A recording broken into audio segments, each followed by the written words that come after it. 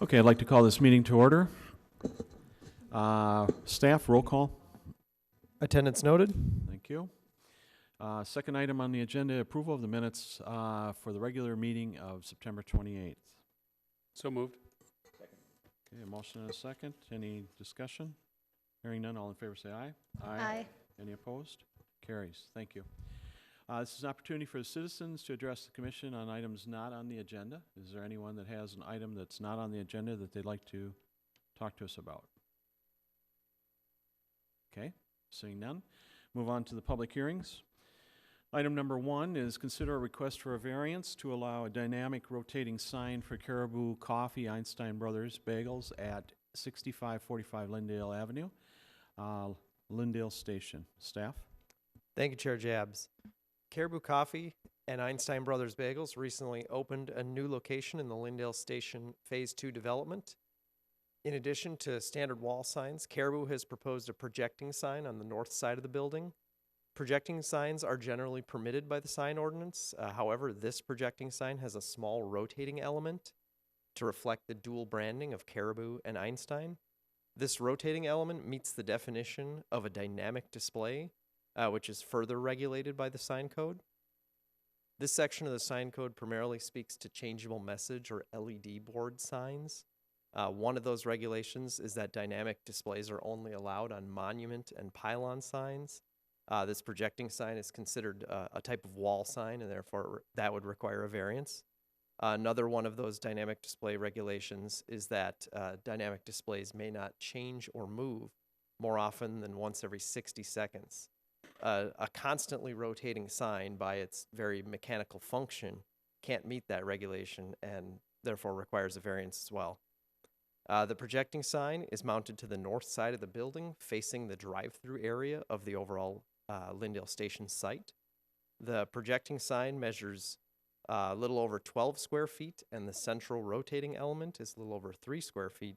So it's approximately 27% of the sign size. If that rotating element were instead an LED board, it would meet code. In terms of location, the proposed sign is largely internal to the overall Lindale Station site, and it's further screened from view by landscaping and other structures. Public Works has reviewed the proposed sign and does not feel it will divert the attention of drivers or create any traffic hazard. Due to the small size of the rotating sign and the unique characteristics of its location within the Lindale Station site, staff is recommending approval of this requested variance. That's probably all the further detail we need to go into with this sign. We can put an image up if people would like to see what that looks like. So the image on the screen is the projecting sign. The outer circle is the overall sign, and the inner circle there is the element that rotates, showing the dual branding of Caribou and Einstein. Attached to the staff report are the criteria necessary to approve a variance, and like I said, staff is recommending approval. Representative for the applicant is here, and staff will stand for any questions as well. Okay, thank you. Any questions of staff? Matt, is the sign lighted in any way? The sign, is internally lit. Other questions? Okay, this is a public hearing. Is there anyone that wishes to address the commission on this matter? Okay, if you wish to address us, would you step up to the podium and sign in, and then give us your name and address, please?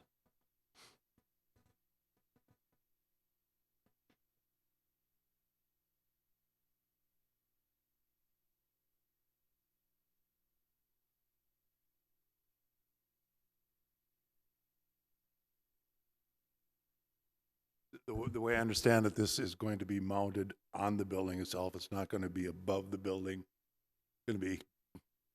No, that's correct. And we can actually put an image of how it looks. So if you look above you on the screen there, you've got, it's on the far right side of the image on the screen. It's that projecting sign kind of sticking off the north end of the building. It sort of hangs out over the drive-through window, right about the same height as the other wall signs.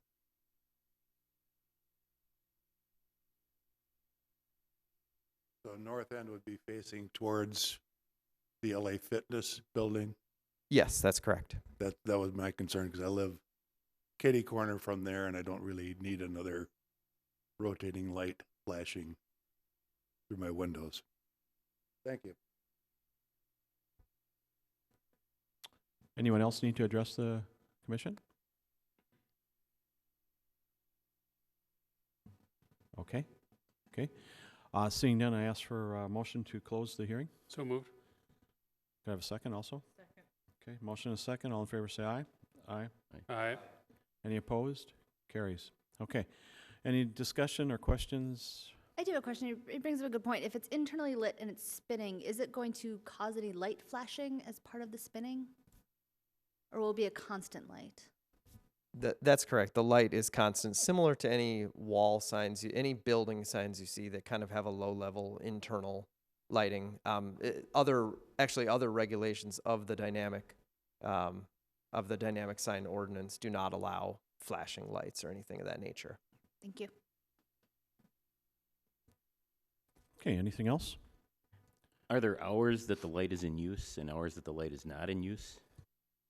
My understanding is that it would be on the same hardwire or on the same electrical switch as the other building signage.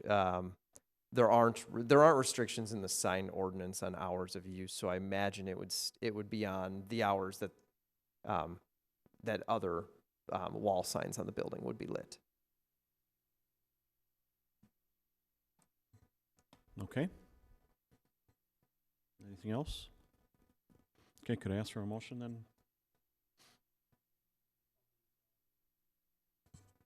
I'll move staff's recommendation to approve the variance. Second. Okay, motion and a second. Any discussion? Hearing none, all in favor say aye. Aye. Any opposed? Carries. Okay, thank you. Okay, second item. If I can get my screen up, hold on one second. Huh, what happened here? This? I don't know, all of a sudden switched. Okay. Okay, sorry, technical difficulty. Second item on the agenda is, let's see, recommended action, a public hearing to consider request for a conditional use permit and variance to allow an auto repair shop at 6600 Portland Avenue. Staff? Thank you, Chair Jabs. Originally constructed in 1953, this property was owned and operated by Sinclair Oil for many years as a service station and offices. City zoning records show that approvals were granted for a building expansion in 1960 and a conversion of the service bays to office space in 1980. Upon closure of the gas station in 2009, the underground fuel storage tanks were removed and the property was marketed for sale, having remained vacant ever since. Mr. Feng Li has purchased this property for the intended reuse as an auto repair facility. The proposed change in use of the property requires a conditional use permit for auto mechanical repair in the general business district. Because the building has been vacant for over 1 year, all legally non-conforming status has expired. The applicant is also requesting variances to allow a reduced buffer yard and parking setback along the south or rear property line, and to provide a direct pedestrian connection from only one of the two public sidewalks. We'll get into the policy considerations. In the C2 General Business Zoning District, auto mechanical repair shops are conditionally permitted uses. Full discussion of all the CUP requirements can be found in the attachment to this report. We'll get into a few items of specific importance or requests for deviations from those requirements. One of the CUP requirements for auto repair is that if the site abuts a residentially zoned lot, a buffer yard of not less than 25 feet in width and 75% opacity, or 15 feet in width and 100% opacity must be provided to screen the auto mechanical repair from the adjacent residential. The lots to the south and west are both residentially zoned properties. Code regulations state that this requirement applies to all aspects of the use. However, staff believes that it's intended to separate all aspects that are unique to this type of use, that being the storage and repair of damaged vehicles, as opposed to screening the building or the general parking lot itself. Staff is recommending that 6-foot cedar fencing be required all along the southern property line and surrounding the damaged vehicle storage area, extending along the western property line up to meet the building, and that landscaping be found sufficient for the rest of that edge. Along the northern and eastern property lines adjacent to the roundabout, staff is recommending the standard parking lot screening and a general prohibition against storing damaged vehicles in that area, basically the front of the lot. The applicant is requesting a variance of that requirement to reduce the buffer yard from 15 feet down to 7 feet along a portion of the southern property line. The existing building is set back 50 feet from the rear property line. Parking lot standards require a 24-foot drive aisle and an 18-foot stall depth. After factoring in those distances plus curb and gutter, that leaves approximately 7 feet for adding in that buffer yard. And we can put this. We have the site plan up on screen, just showing how the building is generally placed in the middle of the lot, not allowing for that full 15-foot buffer yard along the southern edge of the property. Now we'll discuss a few additional variances. So like I said, due to the placement of the building in the center of the lot, accommodating those parking areas while allowing for proper vehicle and pedestrian circulation that conforms to all code requirements is not possible. 3 variances are necessary. However, staff finds that the variances are reasonable given the unique characteristics of the site and the significant proposed improvements to site design and landscaping. The first variance is a pretty simple one, having to do with that non-conforming status having expired. It's the front setback for the building. The maximum allowed by code is 60 feet. In this case, the building is 67 feet from the front property line.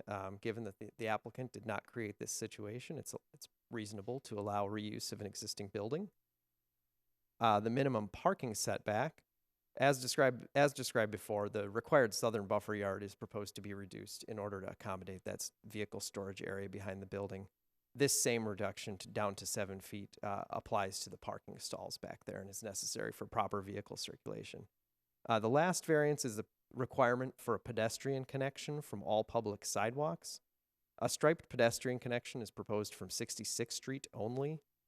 Given the locations, the existing crosswalk, the raised planter bed kind of around the curve of the roundabout, and where the curb cuts are in relation to one another, we found that adding a striped pedestrian connection from Portland Avenue would be largely impractical.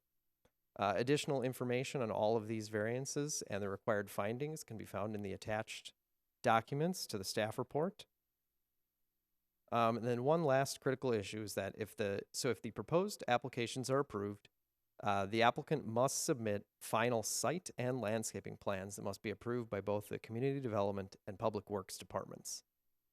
These site plans must show the complete fence locations and details, and a trash enclosure that fully complies with the zoning code must be shown on the plans. Staff would like to continue discussing the location of the trash enclosure with the applicant. Landscaping plans must fully conform with zoning codes as well. Just wanted to note a typo on the code section there. That should be section 54403. Those plans must include landscaping to screen the front parking area from the public sidewalk, in addition to those buffer areas that we discussed. And then just wanted to note that several aspects of the site will be brought up to code, including the impervious surface coverage, landscaping, removal of the old gas station canopies, and parking minimums will be met as well. Given the history of this property and difficulty of reuse, the proposed use is reasonable and offers significant improvements to the site, including to the site, landscaping, and the physical building. Staff is recommending approval of the proposed conditional use permit and required variances. The applicant is here, and staff will stand for any questions as well. Thank you. Okay, any questions of staff, first of all?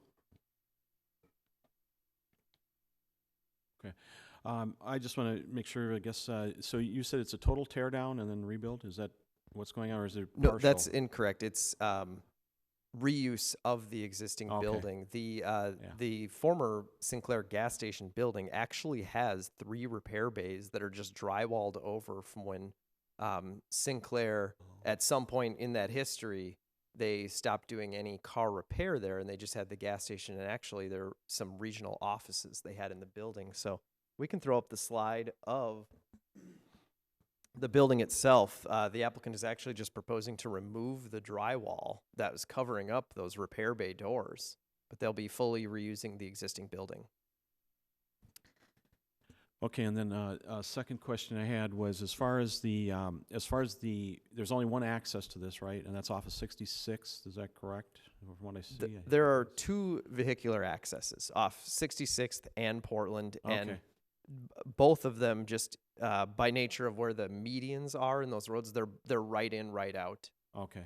in both directions. You essentially cannot take a left out of the site due to the medians that lead up to the roundabout. And public safety is in sync with this as far as there's no issue with the roundabout, et cetera? That's correct. Yeah, Public Works has seen these plans and had no concerns regarding access, just basically due to there being no changes to the Okay. existing access. Okay, very good. Anyone else? Are the bays drive-through, or are they just pull in, pull out? Are there garage doors on the back side as well? There are not garage doors in the backside, and we have not seen plans to add garage doors in the backside. I believe they're just your standard repair bay, pull in, back out. Thank you. Staff, do you know after Sinclair left, was there a cleanup of the site in any way? The Sinclair removed the underground fuel storage tanks. I'm not specifically aware of any environmental remediation that was done beyond that. Yeah. Okay. Chair Jabs and Commissioner, I do believe that they went through the, I forget the acronym, but through the Minnesota Pollution Control Agency, they approve a plan of action, the PCA does, and then I believe Sinclair did follow that. Thank you. Any other questions? Okay, is there anyone in the audience that wishes to address the commission on this at all? Okay, ask for a motion to close. So moved. Second. Motion and second. Any discussion? Hearing none, all in favor say aye. Aye. Any opposed? Carries. Okay, what's your wish on this? I'm just gratified to see something coming into a space that's been empty for a while, and a challenging space at that. It seems like the perfect site for them. I'm glad there's a fence, though, too, to kind of block some of that, so I think that's important to add in. Very good. Okay, motion and second then, we have that. All in, any discussion, any other? I'll move the staff report. Okay, Second. very good. Motion and second, all in favor, say aye. Aye. Any opposed? Carries. Thank you. Good luck.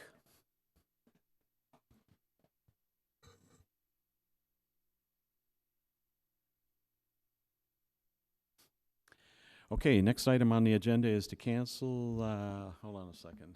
I'm having, again, difficulties here.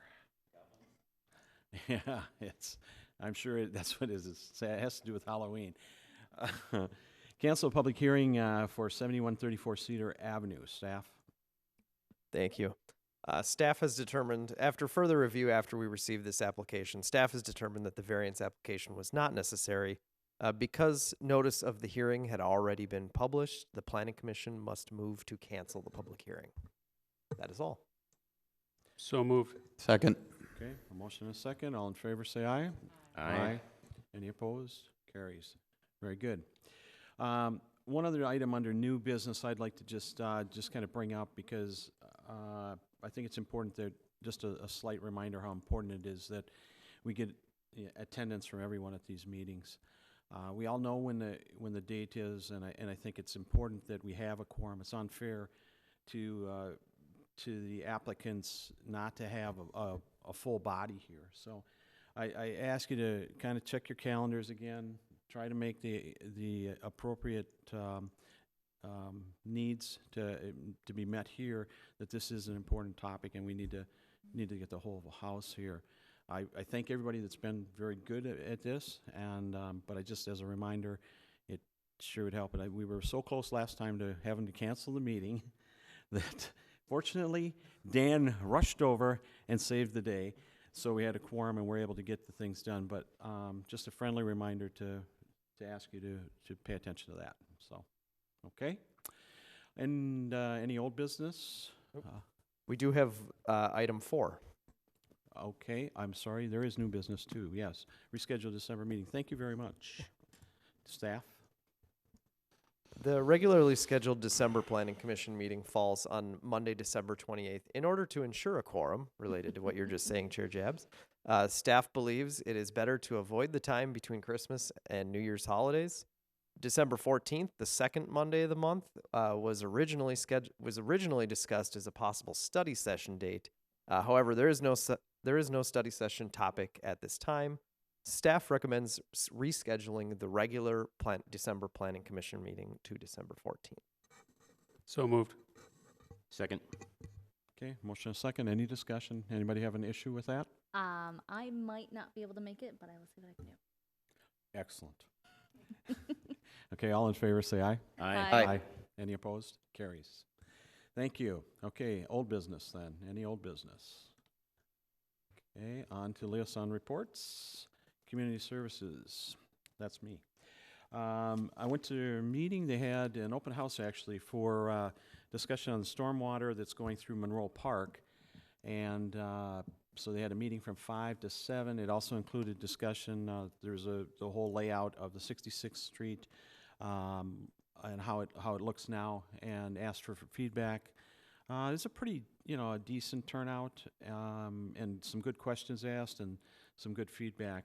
The community services relationship was trying to figure out, what to do with Monroe as far as, because there's an opportunity to make some new and interesting things happen there.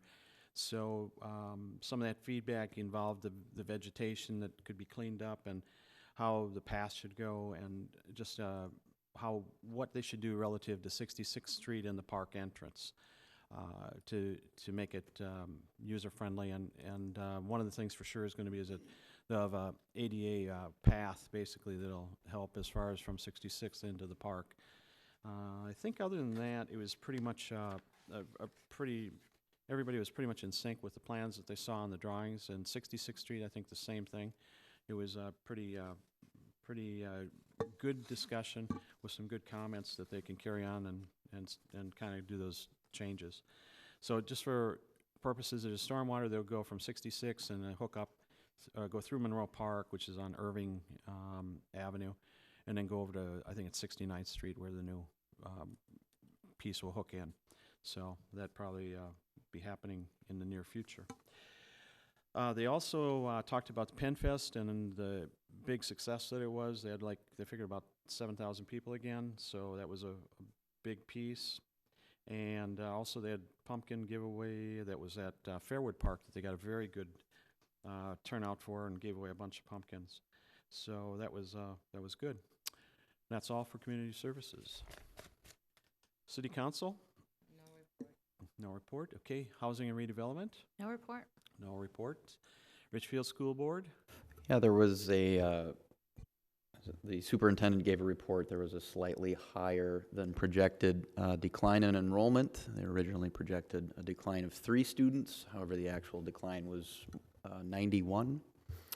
And there is an election happening November 3rd, in which there is a number of candidates vying for a seat on the board, along with a referendum. So please vote. Very good. Okay, Transportation Commission. Sean, sorry, with nothing. Chamber of Commerce? Mark your calendars. December 10th is the Richfield Chamber's 60th anniversary celebration held right here at the American Legion in Richfield. Information is on the Richfield Chamber of Commerce website. Dollar burgers? I'm unclear on the menu options at this time. Okay, thank you. Anything else? Okay. City planners report. Staff? No report. Next meeting is then November 18th, it looks like. So that will be it. I'd ask for a motion to adjourn. So moved. Motion a second. Second. Okay. All in favor say aye. Aye. Thank you.